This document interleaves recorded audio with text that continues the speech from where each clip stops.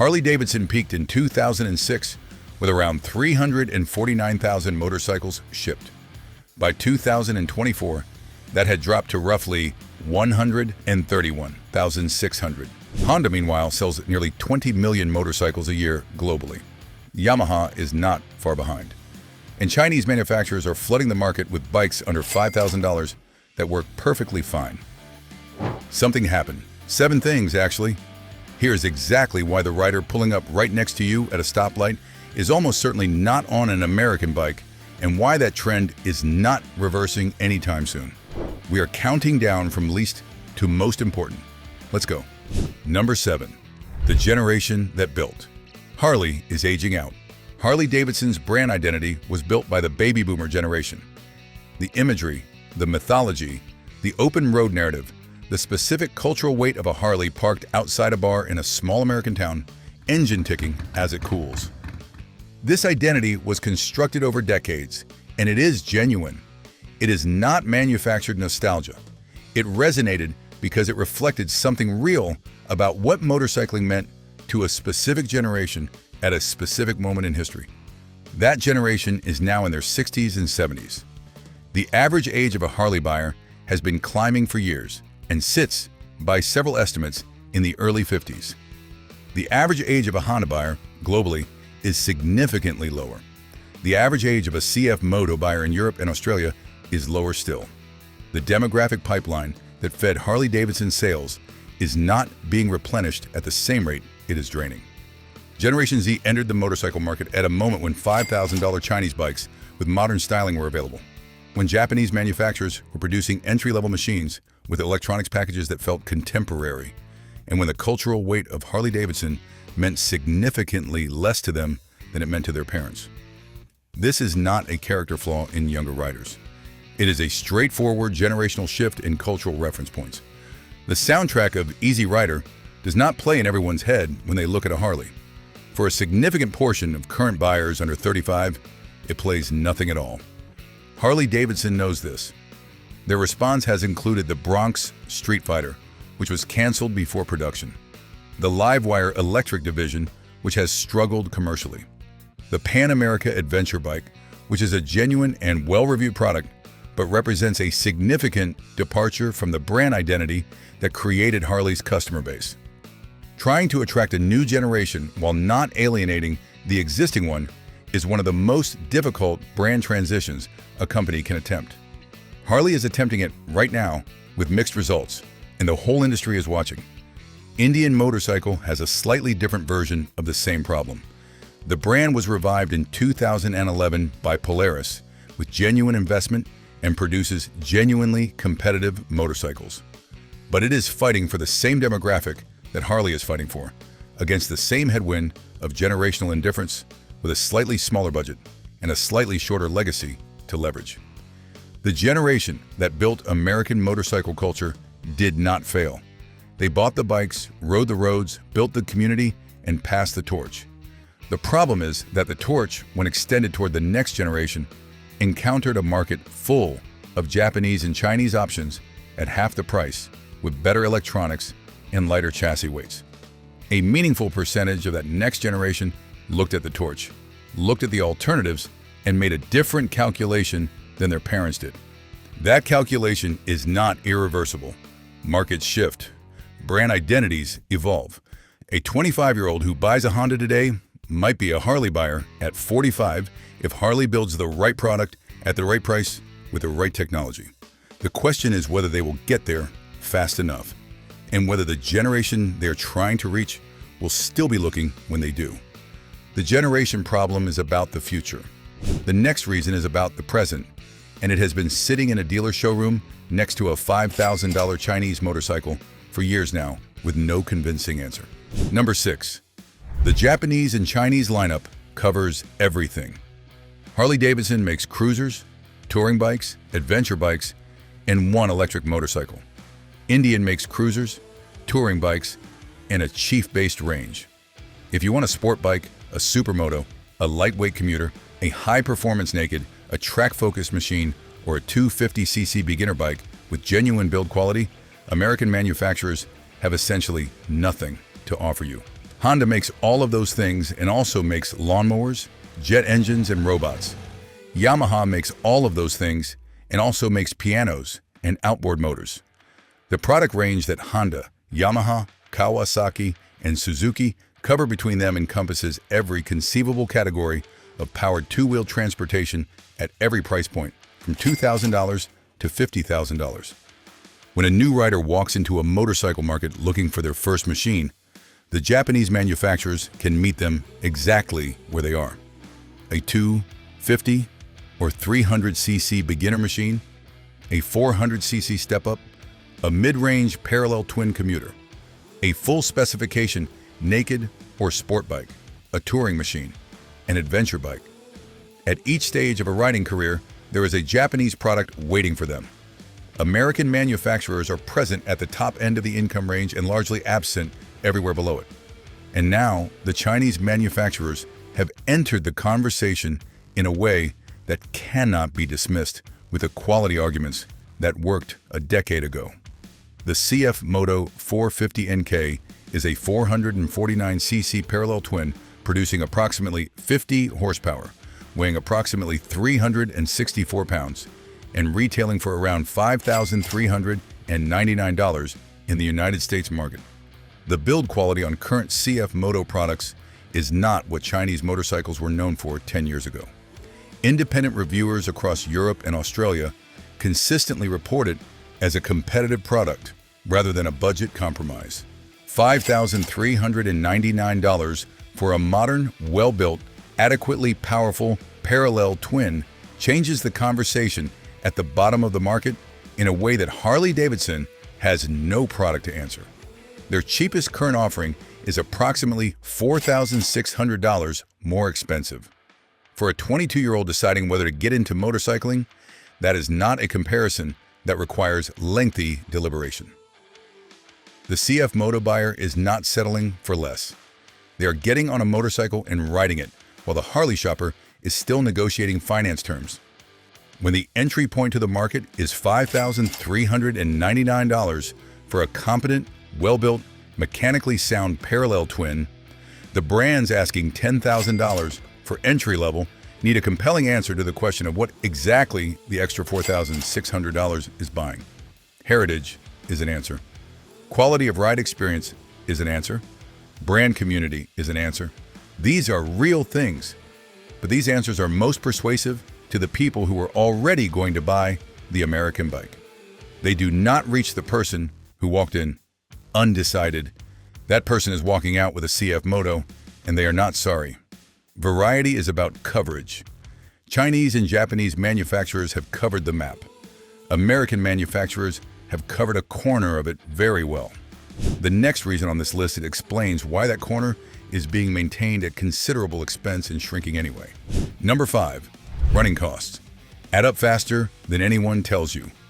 Nobody talks about this at the dealership, which is exactly where you need to hear it. Buying a Harley-Davidson is not a one-time financial decision. It is a subscription to a parts and service ecosystem that is priced at a specific premium above the market, and that premium persists across the entire ownership experience. Take the service structure alone. A Harley-Davidson requires its first service at 1,000 miles.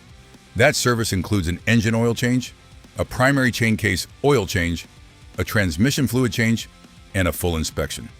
3 separate fluids in 3 separate compartments. At a Harley dealership, labor rates for this service routinely run between $250 and $400 depending on location. On a comparable Honda or Yamaha with a unified wet clutch system, the equivalent service involves a single oil change and is completed in less time at lower labor cost. The ongoing service intervals compound this. Harley recommends returning every 5,000 miles. Honda recommends 8,000 miles on many current models. Over 50,000 miles of ownership, that is 10 Harley service visits versus approximately 6 Honda service visits. 4 additional trips to the dealership, each costing $200 or more in labor, adds $800 to $1,600 to the lifetime running cost before you have bought a single consumable part. The area where the premium truly compounds is accessory and customization spending, which Harley-Davidson has built an entire secondary revenue stream around. The average Harley owner spends significantly more on accessories and branded merchandise than the average owner of any other motorcycle brand. The leather jacket, the branded gloves, the saddlebag hardware that costs $300, the handlebar grips that cost $80. This is not an accident. It is a business model. It works because the brand identity is strong enough that owners want to participate in it financially. If you are that person, the cost is a feature. If you are not that person, it is a tax you did not see coming. If you buy into it enthusiastically, motorcycling on a Harley is expensive in ways that feel satisfying. If you buy into it reluctantly, you spend years resenting a cost structure you cannot easily escape because the parts are proprietary and the service network is brand specific. The riders who never needed convincing accept this as the price of belonging. The riders who needed convincing have discovered that belonging to Honda costs less. The Harley-Davidson Motor Company is not unaware of these dynamics. Their HD-certified pre-owned program and various promotional financing offers are direct responses to the price objection. These are sensible strategies. They just have not yet translated into a demographic shift in the buyer base, and the running cost structure of a new bike does not change because the financing terms improved. Running costs are invisible at the dealership and visible everywhere after it. The next reason is one that Harley fans will want to argue about, but the numbers are the numbers, and the numbers do not care about feelings. Right here, if this is making you think, hit that like button now. It helps us keep making content like this. Number 4, the weight problem nobody wants to admit. Head-to-head, Harley-Davidson Fat Boy versus Kawasaki Z900RS. Here is a direct comparison that involves a number that is genuinely difficult to explain away. The 2025 Harley-Davidson Fat Boy comes with the 117 cubic inch Milwaukee 8 117, which is 1,923 cc. It costs $22,599. It weighs 694 pounds wet. Harley now officially lists 104 horsepower for this engine. The 2024 Kawasaki Z900RS has a 948 cubic centimeters inline, 4 producing 111 horsepower. It weighs 472 pounds wet. It costs $12,499. The Fat Boy weighs 222 pounds more than the Z900RS. It costs $10,100 more. It produces fewer horsepower by any reasonable estimate. And it is a beautiful, characterful, genuinely impressive motorcycle that an enormous number of people love. None of that changes the arithmetic. 222 pounds is not a small number. It is the weight of a large adult human being. You are, in effect, riding the Z900RS plus an extra passenger who does nothing except make the bike heavier and more difficult to maneuver at low speed. In a car park at a petrol station, reversing into a spot that 222 pounds is present and accounted for every single time. The irony is that Harley riders are generally excellent at managing their heavy machines. It is a skill that comes with ownership, and the community does a good job of teaching it, but requiring a new skill set. Just to park the thing is not a compelling sales argument when the alternative is a bike that a reasonably fit adult can manage from day one. Nobody needs a course in low-speed maneuvering to park a Kawasaki. New riders are making this calculation before they buy, not after. Weight matters at the beginning of the riding career when newer riders are managing parking lot maneuvers and low-speed balance. Weight matters at the end when aging bodies find 694 pounds increasingly challenging at rest. And weight matters in the middle when riders are comparing what their $22,000 American bike feels like against what their friend's 400 and something pound Japanese bike feels like in a canyon. The cruiser segment, where American brands are strongest, is built around heavy bikes with low seats and relaxed ergonomics. That works for specific roads and a specific style of riding. The problem is that those specific roads are increasingly not what new buyers want. Adventure touring, naked bikes, and sporty middleweights are the fastest growing segments in global motorcycle sales. American manufacturers are present in some of these segments. They are not dominant in any of them, and the heavy cruiser category they do dominate is not adding new riders at the rate it needs to. Weight is a physical argument that does not get less persuasive over time. The next reason is a financial argument that gets more persuasive every time someone opens a service estimate. And before we get there, the technology gap is the one that makes American manufacturers look the most uncomfortable at a press conference. Number 3, the technology difference is now impossible to ignore. Head-to-head, Indian Scout versus Yamaha MT-09. In 2025, the Indian Scout costs $12,999. It has a 1,250 CCV twin producing approximately 105 horsepower. It weighs approximately 507 pounds wet. It is a beautiful machine. It has no 6-axis IMU. It has no lean angle sensitive traction control. It has no cornering ABS. It has a ride-by-wire throttle, cruise control, and a small TFT display. That is about where the technology story ends. The Yamaha MT-09 costs $9,499. It has an 890 cubic centimeters in line, 3 producing 119 horsepower. It weighs approximately 414 pounds wet. It has a 6-axis IMU as standard. It has lean angle sensitive traction control with multiple modes. It has cornering ABS. It has a slide control system, wheelie mitigation, a 4.5-inch TFT display with Bluetooth connectivity, and multiple riding modes, including one that lets you customize individual electronic parameters independently. The MT-09 has 14 more horsepower than the Scout. It weighs 93 pounds less than the Scout. It costs $3,500 less than the Scout. And it has electronics that the Scout does not offer at any price point. Not as an option, not as an upgrade. At any price point. This comparison is not cherry-picked. It reflects a pattern that runs across the entire industry.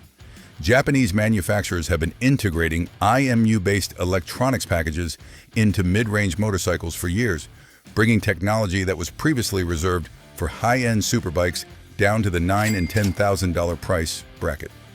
American manufacturers are catching up, but catching up is not the same as leading. Kawasaki now offers ABS and traction control as standard on the Ninja 650, a $7,500 motorcycle. Yamaha includes a 6-axis IMU on the MT-09 SP, a $10,000 machine. Honda has had combined ABS standard across its entire range for years. The baseline expectation of what a motorcycle at this price point should include has shifted completely. American manufacturers set the new baseline in the 1970s. Japanese manufacturers set it now. The electronics conversation matters most in safety-critical situations. Lean angle traction control prevents low sides in mid-corner throttle applications. Cornering ABS prevents front wheel lock under braking on a bent bike. These are not luxury features for track day heroes. They are survival tools for ordinary riders on ordinary roads in ordinary wet conditions. Selling a $13,000 motorcycle without them in 2024 is a choice that requires justification, and the justification being offered largely amounts to heritage and character. Those are genuine things.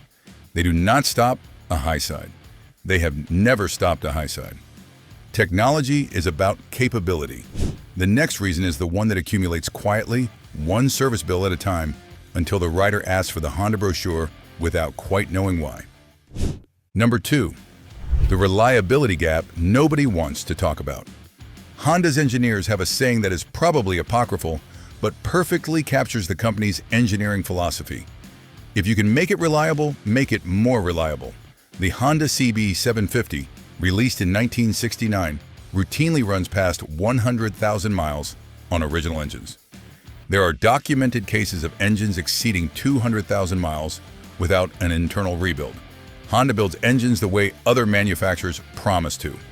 Harley-Davidson has a more complicated relationship with reliability.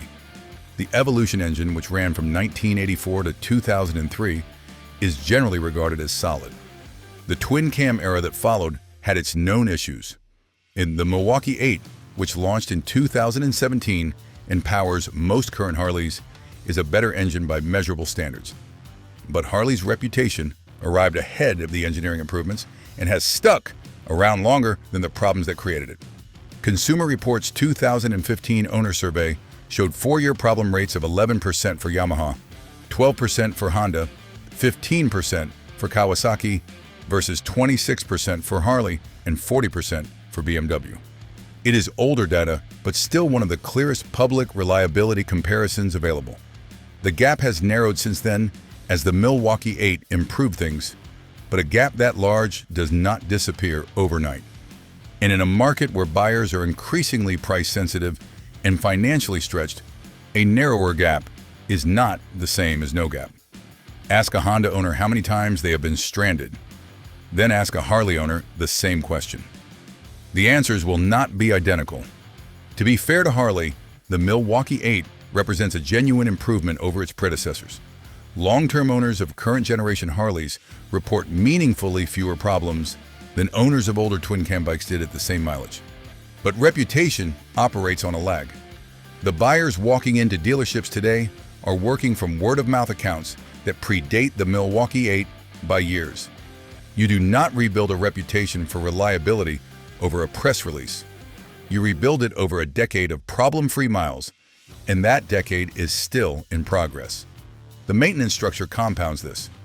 A Harley-Davidson requires separate fluid changes for the engine oil, the primary chain case, and the transmission. 3 separate fluids in 3 separate compartments. A Honda or Yamaha with a wet clutch does all of this in one step. The service interval on most current Harley models is 5,000 miles. Honda recommends 8,000 miles for many of its parallel twin and inline-4 engines. Over the ownership life of a motorcycle, those additional service visits add up to a meaningful amount of money and time. An oil filter for a CB650R is around $8. A genuine Harley-Davidson oil filter is closer to $17. Multiply that across years of ownership, and the reliability premium you are paying becomes very clear. There is a certain irony in a brand famous for being the tough, durable, built-to-last American machine costing more to maintain than the imports it once dismissed. The market has noticed. Reliability is the kind of reason that accumulates quietly, one service bill at a time, until the rider sitting across from you at the dealership asks the salesperson for the Honda brochure instead. But the number one reason on this list is not quiet at all. It is the first thing every buyer looks at and the first argument that is impossible to win with heritage alone. We are nearly at number 1, and it is the reason that ends the argument every single time. Subscribe to the channel right now so you never miss a breakdown like this one. Number 1. The price gap is embarrassing. Head-to-head, Harley-Davidson Nightster versus Honda CB650R. Let's start with the number that ends most conversations before they begin. Walk into a Harley-Davidson dealership and ask for something entry level. The Nightster, which is their answer to the naked middleweight market, carries an MSRP of $9,999. It has a 975cc Revolution Max V-twin producing 90 horsepower. It weighs approximately 490 pounds wet.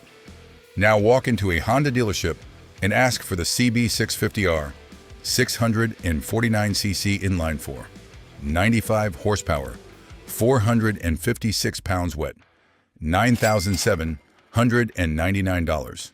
The Honda has more horsepower. It weighs 34 pounds less. It costs $200 less. Let that sit for a moment. Harley dropped the Nightster to $9,999 as a direct response to the price war. Credit where it is due. But here is what makes that concession uncomfortable. Even at their new lowest price, the Honda still has better specs. Still lighter, still more horsepower, still $200 cheaper. Harley tried to compete on price, and the CB650R still wins the spec sheet. That is not a gap anymore. That is a wall with a very specific shape. The Harley has the brand name, the V-twin character, and the cultural weight of a century of American motorcycling behind it. The Honda has the better spec sheet, the lighter chassis, the higher power output, and it costs less. Depending on what you value, one of those things matters more than the other. Increasingly, buyers are deciding the spec sheet wins. It gets worse when you look at the touring segment. A Harley-Davidson Road Glide Standard starts at $25,999.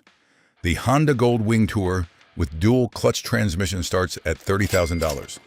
That comparison actually favors Harley on price, but the Gold Wing has a 1,833cc flat-six engine, a 7-inch touchscreen, Apple CarPlay, navigation, and 51-liter panniers as standard equipment. The conversation about value per dollar is uncomfortable at every price point. The situation with Indian Motorcycle is not much better. Indian produces genuinely impressive bikes, but they sit in the same price bracket as Harley while competing against Japanese machines that cost substantially less and come with better electronics.